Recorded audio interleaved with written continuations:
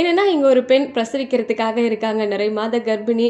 இன்னும் கொஞ்ச நேரத்தில் குழந்தை வெளிவர போகுது, ஒரு புதிய உயிர் வெளிவர போகுது அப்படின்ற ஒரு பயமும் ஒரு சந்தோஷமும் இருந்தாலுமே, இன்னொரு பக்கம் தன்னோட கணவர் பார்த்தீங்கன்னா அவங்க ஃபாரின்ல இருக்காங்க, கத்தாரில் வேலை பார்த்துட்டு இருக்காங்க.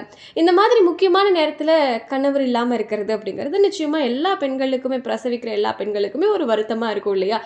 அந்த மாதிரி அவங்களும் அவங்களோட சொந்தக்காரங்களோடலாம் உட்காந்துட்டு இருக்காங்க. கொஞ்ச நேரத்தில் பிரசவம் நடக்க போகுது. அப்போ அவங்களோட கணவர் பார்த்தீங்கன்னா சர்ப்ரைஸாக கத்தார்லேருந்து தன்னோட மகனோ மகளோ பிறக்க போகுது இல்லையா, ஸோ அதை பார்க்கறதுக்காக வந்திருக்காங்க. அந்த மனைவி அந்த கணவனை பார்த்ததுமே என்ன பண்ணுறதுன்னு தெரியல, அழுக ஆரம்பிச்சிடுறாங்க, ரொம்ப எமோஷ்னல் ஆகிடுறாங்க. ஏன்னா உண்மையாகவே அவங்க எதிர்பார்த்துருக்கவே மாட்டாங்க இல்லையா, இந்த மாதிரி ஒரு முக்கியமான நேரத்தில். அந்த நேரத்தில் கண்டிப்பாக பெண்களுக்கு பதட்டம், பயம், ஒரு மாதிரி என்னன்னே புரியாத ஒரு மனநிலை இருக்கும் இல்லையா. அந்த நேரத்தில் கணவன் கூட இருக்கும்போது வேறு என்ன வேணும், எதுவாக இருந்தாலும் பார்த்துக்கலாம் அப்படின்ற ஒரு தைரியம் வந்துடும் இல்லையா. இதுக்காகவே அந்த கணவன் மனைவிக்காக சர்ப்ரைஸாக பூலாம் கொண்டு வந்து கொடுத்துருக்காங்க. அவங்க ரொம்ப எமோஷ்னல் ஆகிட்டாங்க. மனைவி கூட இருந்த சொந்தங்களும் பார்த்திங்கன்னா அப்படியே கண் கலங்கிட்டாங்க.